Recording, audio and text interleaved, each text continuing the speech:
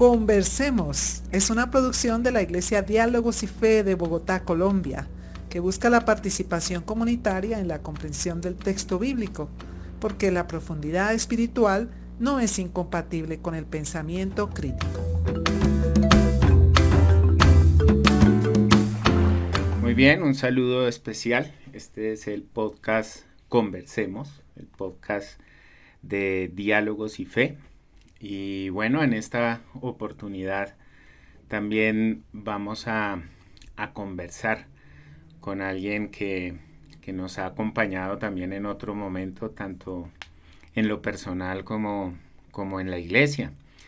Se trata de Jenny Santamaría, una amiga también muy especial, una compañera de camino a quien le damos la bienvenida en este momento. Jenny, saludo especial, qué bueno conversar contigo ahora en este espacio. Gracias, Millón querido, encantada de estar aquí, de esta hermosa invitación y sobre todo poder construir juntos y seguir haciendo camino en la fe, en el quehacer teológico y en esto que nos une, que es el compromiso sociopolítico desde lo trascendente. Qué bueno, mi Jenny, gracias. Por favor, háblanos un poco acerca de ti, quién eres, si quieres hablarnos de tu familia, en qué andas durante este tiempo, cómo va la vida, mi Jenny. Bueno, bien, gracias a Dios. Tuve como ciertos altibajos complejos de salud, pero en ese proceso ya de restauración completa, entonces feliz. También, como sabes, pues con mi núcleo familiar, mi mami, mi hermana, hermanos, sobrinos, caminando esa labor de cómo servimos, ¿no? Al Señor cada uno desde sus profesiones. Y bueno, como hay tanta complicidad y afecto en este quehacer nuestro teológico, Johncito, entonces sabes que siempre apasionada en este llamamiento de todas las maneras posibles, hacer teología cada día para esa extensión del reinado de Dios. En eso estamos. Gracias, Jenny. Bueno, como siempre modesta, ¿no? Jenny es docente universitaria, es teóloga, bueno, y es una persona muy especial, conocida también en el mundo teológico. Háblanos un poquito de dónde estás enseñando, cómo ha sido tu experiencia en la enseñanza. Bueno, pues como sabes, mi formación, estudié el pregrado en teología, civil y eclesiástico, también paralelamente el pregrado en ciencias de la religión y en filosofía, porque pues obviamente para estos títulos eclesiásticos se requería esa formación filosófica, entonces ese fue el camino, que nace de una que fue una niña convencida de un llamamiento, no sé cómo vino una y otra vez esa convicción y esa vocación que se nos impone, ¿no? Porque las vocaciones no es un asunto que eliges, sino que hay un destino, creo en eso definitivamente, en ese llamamiento y en ese destino, y que te desborda. Entonces, mi camino fue ese al terminar la secundaria, el colegio, entrar a esta formación en teología, filosofía, ciencias de la religión en la Universidad Javeriana. Allí terminé estos pregrados y luego, pues, el llamamiento tenía un propósito que siempre también estuvo ahí muy presente desde el colegio, porque terminé ese bachillerato pedagógico y era maestra, y la escritura, ¿no? Era como enseñar, formar, pero no para hacer una labor fundamentalmente damos a conocer ciertos elementos desde la teología o el saber teológico y ya, sino sentía que era un servicio en el sentido social, en el sentido de llegar a distintos contextos, a regiones, había como siempre ese despertar. Entonces, bueno, pues yo tuve la oportunidad por la bondad de Dios empezar muy temprano a enseñar en la Universidad Javeriana, en distintas universidades, en facultades de teología y actualmente continúo allí, pero a lo largo de mi vida he enseñado en la Universidad del Rosario, La Salle, la San Buenaventura, la San Alfonso, como las distintas facultades, pero pues tras haber desarrollado la maestría en teología en Biblia, como sabes que fue mi énfasis, pero también luego cómo llevamos esto a la práctica, la teología política, entonces decido hacer una maestría en ciencia política y relaciones internacionales y por ahí con el propósito de tejer caminos y seguir acompañando a las comunidades víctimas del conflicto desde un conocimiento más serio, político. Por eso decidí desarrollar un doctorado en sociología que está ahí en pausa y luego el doctorado en teología, pero todo esto como tejiendo para continuar formando a nuestras comunidades de fe y para que los que el Señor privilegiadamente nos pone en la mano para acompañar y formar, ellos crezcan y podamos menguar proceder en espacios de mayor reconstrucción de este tejido social tan resquebrajado en nuestra Latinoamérica y Colombia. Sí, me consta ese esfuerzo tuyo también de acercar tu actividad docente a las comunidades. Y también me gusta mucho esto que mencionas, que lo repetiste, de tejer caminos. Mira que en este mes de mayo, en la iglesia, estamos hablando del fin del mundo. Fue la Sí. serie que pusimos como más como un derrotero de reflexión, de pensamiento, ¿no? Pues de interiorizar, porque todo lo que estamos viviendo en este momento como humanidad no deja de ser una réplica de cosas que han pasado en la historia del ser humano, ¿no? Violencia, guerras, eh, asesinatos sistemáticos, genocidios, como lo estamos presenciando también hoy día. Esta misma semana alguien por ahí en un comentario decía, recemos, era un espacio así ecuménico, decía, recemos porque hoy el mundo amaneció convulsionado. Y esa palabra convulsión pues denota como la actitud a veces que tenemos para ver hoy qué pasó de nuevo, ¿no? Prendamos esta cosa a ver o leamos algo, o metámonos a redes a ver qué se inventan estos supuestos líderes mundiales para hoy. Y, y pues son unos escenarios, unas imágenes y unas noticias súper distópicas, Sí, crisis ambientales, sí. masacres aquí en el país, todavía no podemos escapar. También durante este mes de mayo en donde estamos en el preludio de unas elecciones presidenciales, el ambiente también se pone muy denso, muy turbio, Hmm. y con el agravante de que hoy la información es tan frágil, tan intermitente, ya no se sabe qué es cierto, ya no se sabe en qué fuente confiar, ya hay que mirar varias versiones como para tratar de dilucidar algo. Y me parece que toda esta situación también, digamos, con estos últimos llamados de atención de la necesidad de salud mental, de equilibrio emocional y demás, pues nos azota también bien fuerte desde la pandemia y pues bueno, más atrás.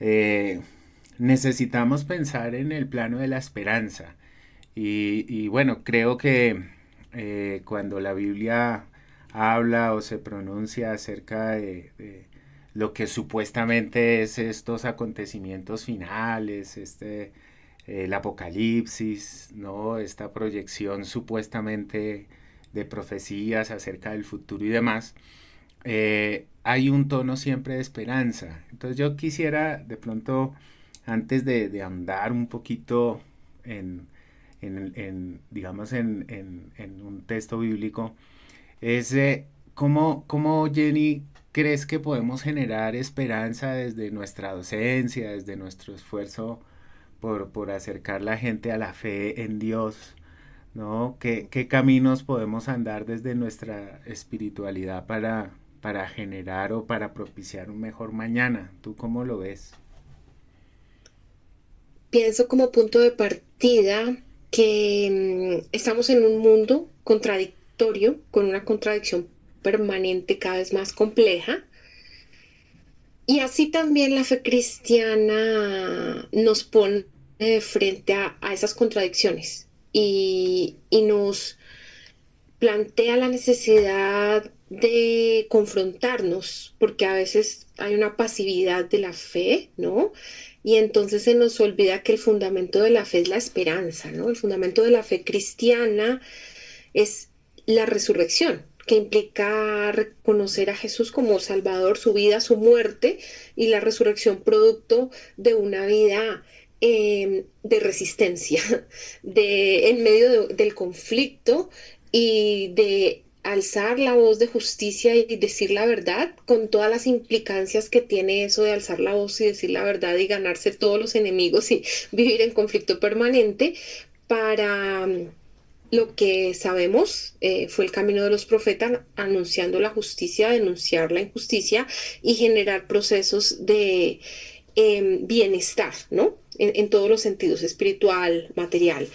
Entonces, frente a este panorama que hoy vivimos, es claro que si nuestra fe se fundamenta en esa esperanza, que es la resurrección, la muerte no es una alternativa ni la indiferencia, ni la mirada lejana frente al hambre o a la injusticia. Quizás hay una cierta lógica religiosa, pietista, otro tanto farisaica, a la que en ciertos contextos nos hemos adaptado y normalizamos las situaciones de pobreza, de injusticia social, normalizamos lo que ahora mencionábamos, que muchos de nuestros hermanos colombianos y hermanos en la fe sufran en distintos contextos, tantos abusos de poder por parte de la ilegalidad y la legalidad, no solo los grupos armados ilegales, sino también lo legal que incide. Y la fe pues tiene que ponerse de frente y entrar en conflicto con la realidad actual.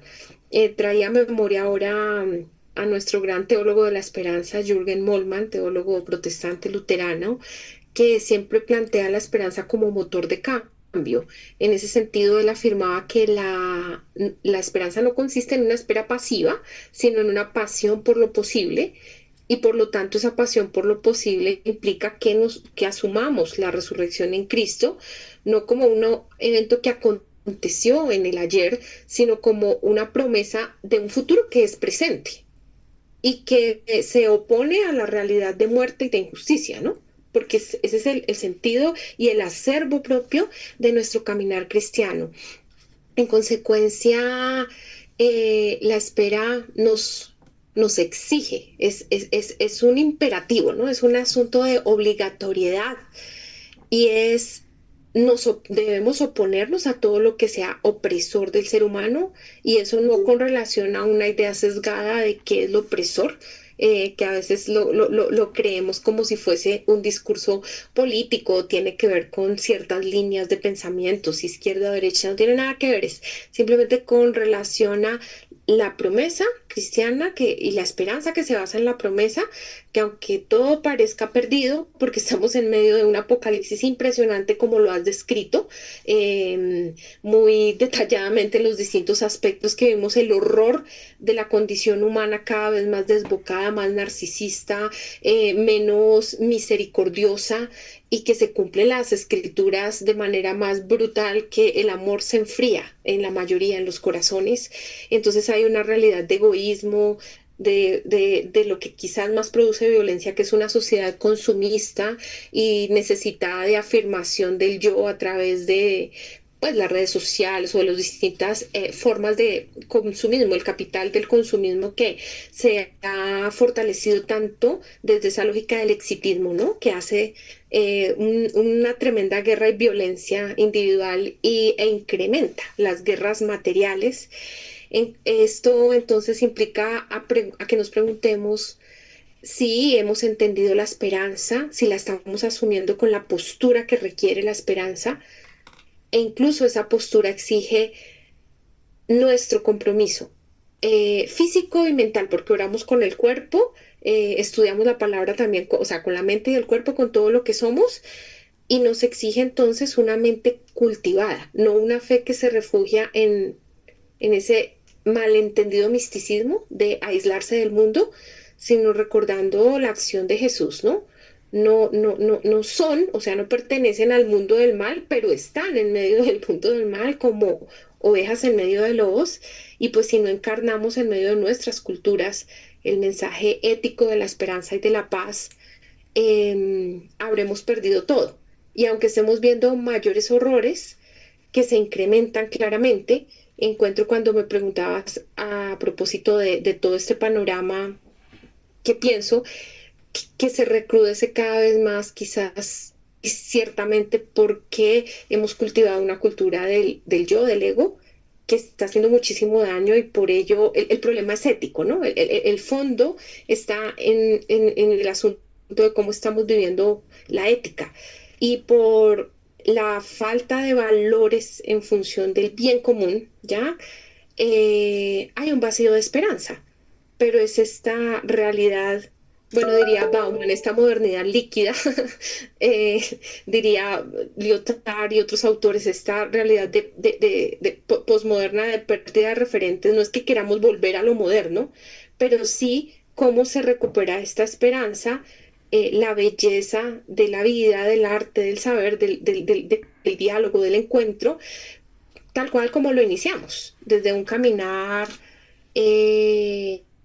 que exige una espiritualidad que no huya del mundo, sino que penetre el mundo y que mediante el testimonio genere coherencia y nos conduce a una mirada crítica de la realidad, pero con responsabilidad. Lo que diría como Bonhoeffer, que sí hay un optimismo en la esperanza, pero no puede ser ese optimismo vacío y como iluso, ingenuo, sino un optimismo con responsabilidad, porque no puedo esperar a que, y si Dios no lo ha hecho y que le haga mañana, no, tenemos que vivir existiendo para ser para el otro. Y en ese sentido es posible recuperar la esperanza, pero si generamos más procesos de conciencia, aunque el mundo se vaya desmoronando mal, no importa. Trabajar por la memoria y por el compromiso conjunto y una espiritualidad que es capaz de interrumpir la marcha normal del mundo para socorrer al caído, ya, ahí tenemos respuesta. Wow, mencionaste pues un montón de cosas y un itinerario bastante desafiante. Yo quisiera detenerme un poco eh, diciendo que pues estoy totalmente de acuerdo contigo, ¿no? Estamos en eso. Eh, mencionaste algunas palabras, creo yo, súper claves, ¿no? Empezando por nuestra fe en la resurrección. Eh, es una forma en que Dios nos ubica en un plano diferente, de que las cosas ni siquiera con la muerte terminan o se Eso, deshacen, sino sí, que hay algo más, hay algo más allá. Y esto también está bastante vinculado con esa otra palabrita de resistencia. Yo creo, sí, al escucharte y al también recordar algunos textos bíblicos, que la palabra resurrección también está muy vinculada estrechamente con la resistencia, porque pues el mensaje del Evangelio fue dado en medio de un contexto caótico.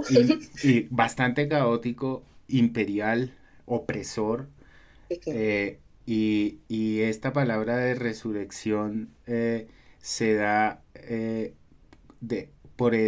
a unas personas y a unas comunidades que estaban supremamente dolidas por la pérdida de amigos, de sus seres queridos, de gente cercana con la que habían luchado y habían resistido, digamos, en la fe, ¿no? Entonces, el Evangelio nace, digamos, en un contexto similar al que estamos viviendo ahora, pero lógicamente otro mundo, otras circunstancias, pero que no dejaban de afligir en una forma extrema, ¿no?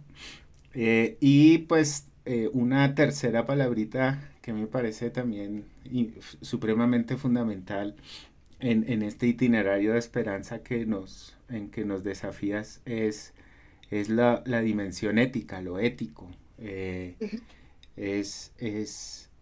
Creo que lo que, como mencionabas, la esperanza no es una esperanza pasiva, no es una esperanza inactiva. No. Mira, que, perdóname, te recuerdo ahora mismo, decía Moltmann, como un poco literalmente en Teología de la esperanza es una virtud militante. Mira, qué lindo. O sea, es una decisión de la voluntad, no un sentimiento. Sí, no, sí, y invita a la acción, pero no ¿Mm? cualquier acción, ¿no? No es llamándolo metafóricamente un alimento que no tiene sabor, sino que el sabor es ético, Sí, tiene esa exacto. orientación ética, por eso también involucrabas el concepto de justicia. Y también muy de acuerdo. Fíjate que estamos muy alineados porque en los últimos escritos, en nuestro blog, en la iglesia, en las conversaciones que hemos tenido, le hemos apuntado también al tema del ego, porque lo que estamos viviendo hoy no es porque hay un destino inexorable, un providencialismo de que tienen que pasar las Mm, cosas así, sino que es causa no, de el ego humano, ¿no? Que nosotros somos los que a través de esa intención de poder, esa pulsación de dominio, estamos propiciando pues un escenario. del hamartría, ¿no? La raíz del mal, que es el sobreénfasis del yo y nos conduce a todo, a la Sí. mentira, a la injusticia, al robo, a todos los pecados, ¿no? Mm. Hamartía, es ese, ¿no? El mal que es, hago lo que no quiero y aquello que quiero no lo hago, luego hay un mal que habita en mí, ¿cuál es ese ego exacerbado que ahora se ha disparado de manera más enferma en esta sociedad? Sí, de acuerdo. Mira que el sabor de esta conversación es bastante paulino. Lo que pasa es que estamos hablando con un Sí. especialista en Pablo. Yo quisiera también concentrarnos ahora en un texto de Pablo que confronta de pronto a estas personas que nos estamos imaginando de pronto con una esperanza pero pasiva o una esperanza de que esperar que Dios haga todo y yo no me Ujú. encargo de nada, que a veces es alimentada por algunas nociones de malas interpretaciones de textos bíblicos. Por ejemplo, un texto así súper escatológico, apocalíptico, es el capítulo 4 de Tesalonicenses, por ahí unos versículos más hacia el capítulo 5 Sí. en que pareciera como un manual de escape que está correlacionado, digamos, o se puede pensar en esta enseñanza de la parucía o el arrebatamiento o el rapto. Es como esa, eh, digamos, la fe que tuvieron los tesalonicenses ahí, se les está presentando, eh, pero digamos, no es una invitación a que de un momento para otro tenían que evadir totalmente su realidad, sino es más bien como todo lo contrario, es como, por un lado, la vindicación de la memoria de las personas que habían muerto y hay una, digamos, intención de resaltar la Sí, memoria de esas vidas y también sí. una noción de que ese Cristo que está todavía latente, o sea, si pensamos en resurrección, justamente Cristo es el que está acompañando y acercándose, ¿no? A los tesalonicenses que estaban sometidos pues a una presión. Pues el capítulo 4 el versículo 13 justamente habla de otros, ¿no? Hace como un segmento. Dice, esta palabra se les da a ustedes para que ustedes puedan entender y discernir y para que no se entristezcan como los otros que no tienen esperanza, ¿no? Porque los que obran y actúan en desesperanza, pues tienen ansiedad, tristeza, depresión, temor se dejan llevar por todas esas cosas. No es que Por nosotros la no la angustia. tengamos, No, sí, ¿no? claro. pero digamos, también hay unos otros que sí tienen esperanza y que, digamos, saber y alentarse los unos a los otros, como dice también Tesalonicenses, nos ayuda a perseverar y a resistir en la fe, ¿no? En ese plano de la resurrección.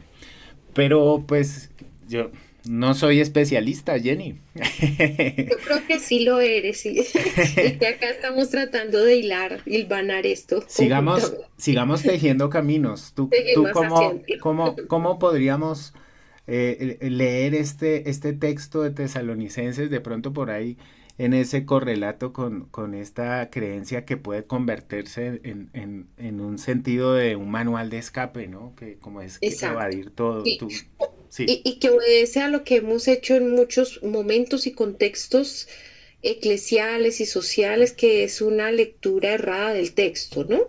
Sí, y que se aleja de una búsqueda profunda exegética de lo que el autor quiere decir en su contexto, de lo que Pablo está diciendo y de lo que el texto quiere decir a lo largo de la historia, que tiene un propósito eterno pero presente en el sentido del reinado aconteciendo, o sea, de la vida y de la esperanza sucediendo.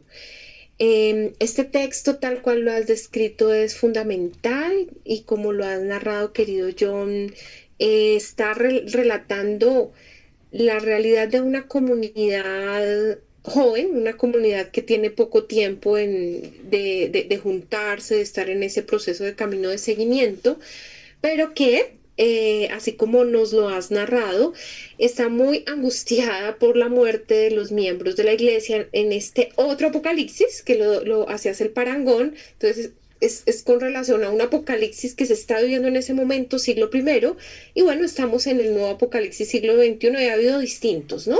Durante la Primera y la Segunda Guerra Mundial, lo que vive Occidente, las actuales guerras, los periodos de violencia en Colombia, ¿no? Que es otro apocalipsis.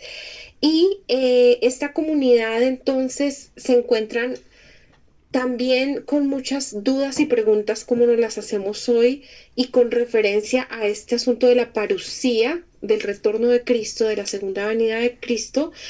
Pablo entonces lo que está haciendo es una propuesta articulada, una respuesta articulada que les expone tanto la esperanza eterna o trascendente como su responsabilidad ética presente. Y por eso hay un énfasis precisamente en el asunto de trabajar y no quedarse quieto pensando que esperar a Cristo es ser negligentes y dejar de hacer lo que nos corresponde. Y aquí recuerdo a Martín Lutero cuando escribe algo con relación a la pregunta que hay que hacer si te dicen que Cristo ya viene, que seguir haciendo lo mismo que nos corresponde hacer cada día. Si nos avisan que es en 20 minutos, hay que terminar de hacer el podcast, tal vez alcanza a escucharlo a alguien, y es lo que hay que hacer, ¿sí? Es lo mismo, porque es continuar la vida cotidiana buscando siempre coherencia y sabiduría. No,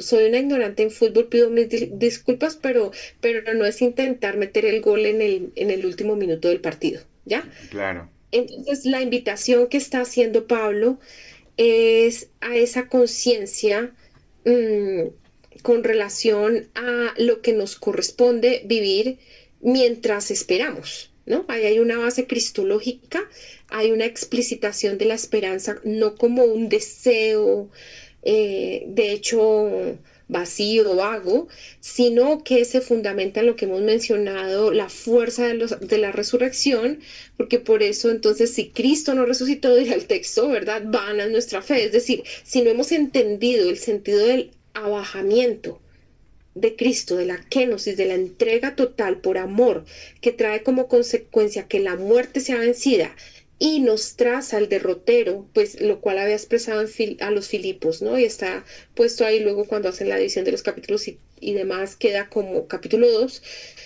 y dice, hagan lo que Cristo hizo a los Filipos, pero en ese mismo tono, pues, Tesalonicenses es de los primeros, no solo cartas, sino libros escritos antes de los evangelios.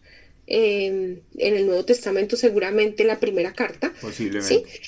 Entonces, está hablándole a esta comunidad, pero lo que quiero resaltar con el texto a los filipenses es que así lo va desarrollando como esta fundamentación cristológica y esta explicación del sentido de vivir la vida cristiana desde la esperanza en distintos momentos y a las distintas comunidades, y está dejando claro que el camino es el mismo: vaciarnos de nosotros mismos en esta dinámica y sintonía con el asunto de la angustia que vivimos hoy, más fuerte por el afán de la visibilidad, de la aprobación, de ser más sexys en una sociedad de la competencia, de ser más inteligentes, de ser más eruditos, de ser más vistos.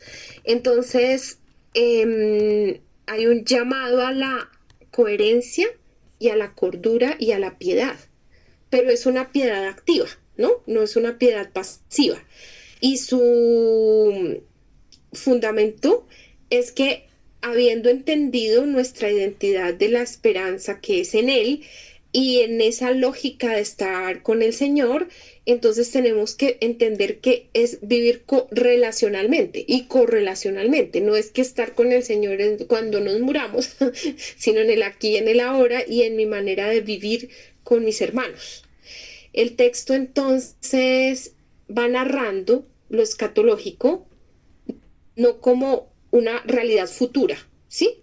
Sino como, digámoslo, una fuerza, o la fuerza que recibimos desde el poder del Evangelio, la dinamis tu theou, ¿verdad? Ese poder que es el motor para la santidad y la justicia, porque ahí reside la esperanza, en el presente.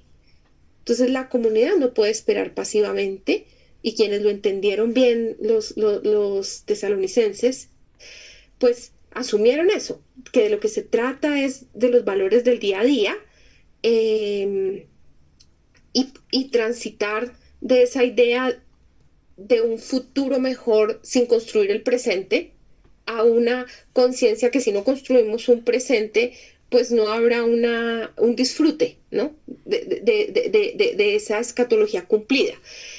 Ya luego, o sea, en una primera parte hace como todo este esquema, y ya luego en el capítulo 5 que mencionabas, que es todo un bloque literario, está dividido de esa manera porque, pues, como hemos dicho, es una división tardía que se hace, pero es todo un bloque teológico, exegético, hermenéutico, que está haciendo Pablo para hablarle a la iglesia, a los tesalonicenses, dada su realidad en ese momento como inmediatista y un poco torpe, como somos nosotros, torpes, ¿no? Para entender lo que significa vivir escatológicamente.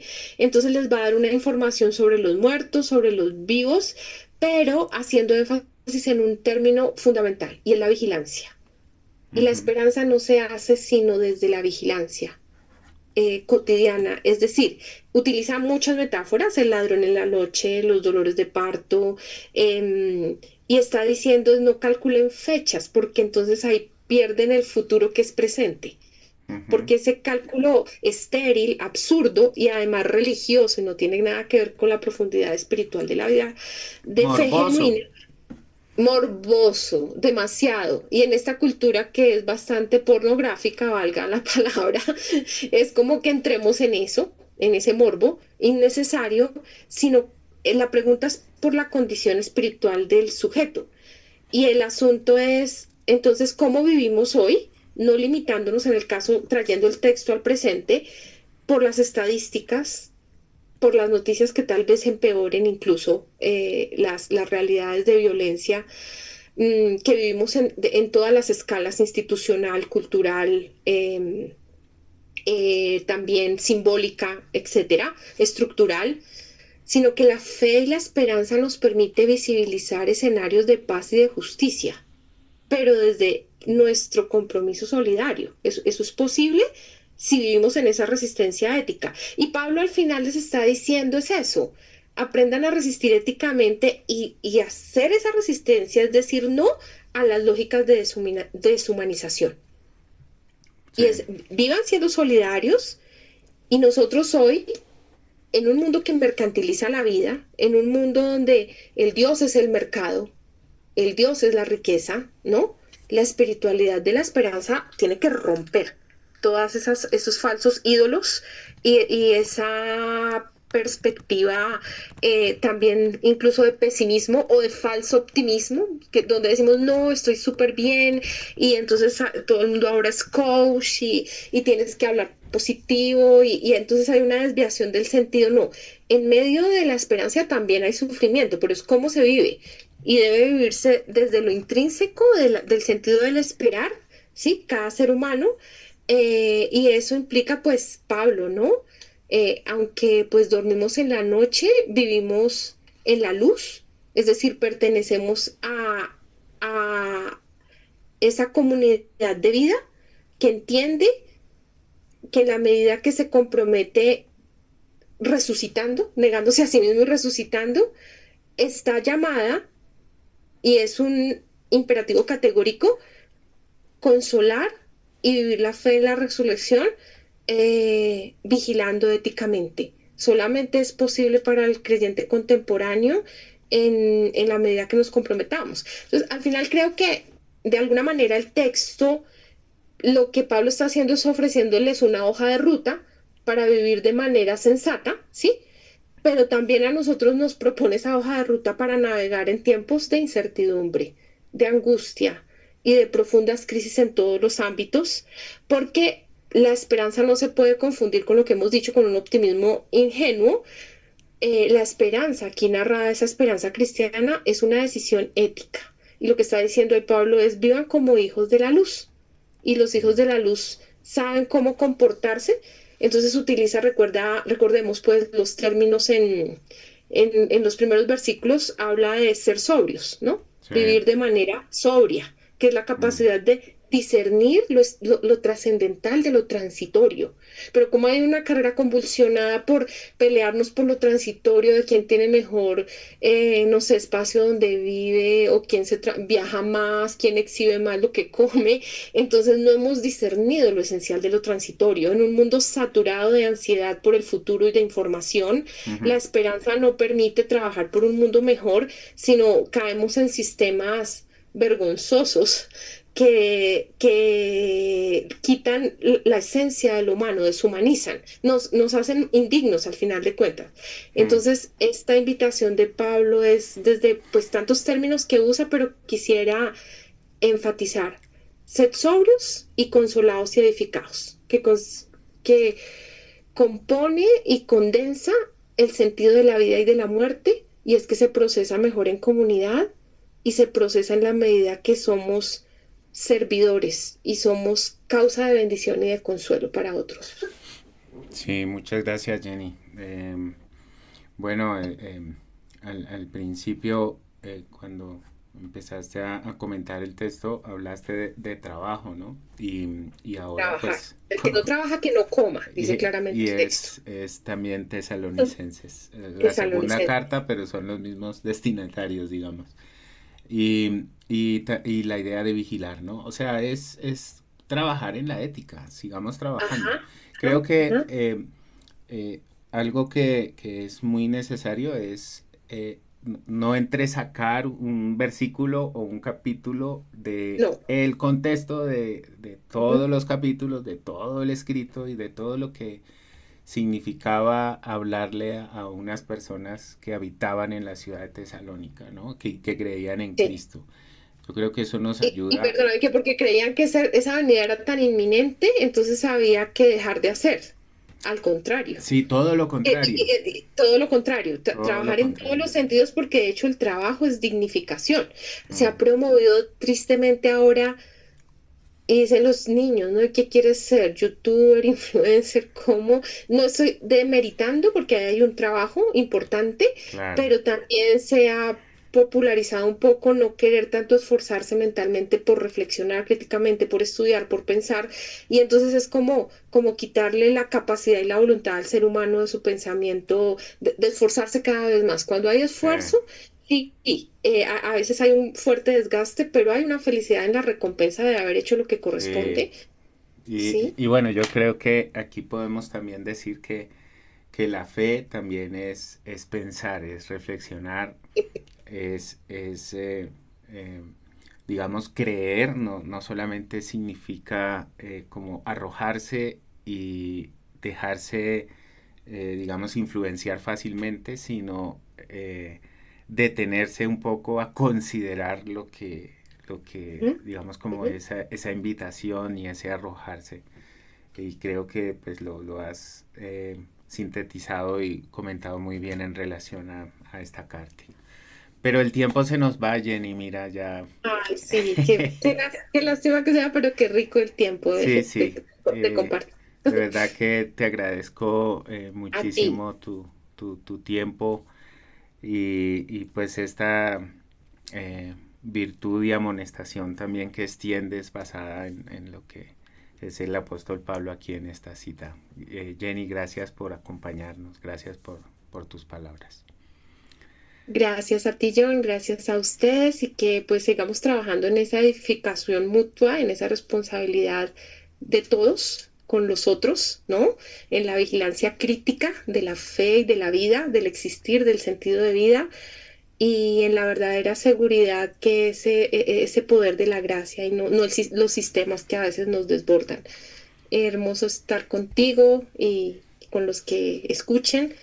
Acá estamos para seguir yendo de la mano y generando esperanza y vida. Gracias, Jenny, yo sé que sí. Acostumbramos a dejar una pregunta de reflexión y ya habiendo comentado especialmente este versículo 13 del capítulo 4 de la primera carta a Tesalonicenses, vamos a dejarla en estos términos. ¿Qué te diferencia de los otros que no tienen esperanza? ¿Qué te diferencia de los otros que no tienen esperanza? Bueno, nos hablamos en una próxima oportunidad. Chao. Gracias.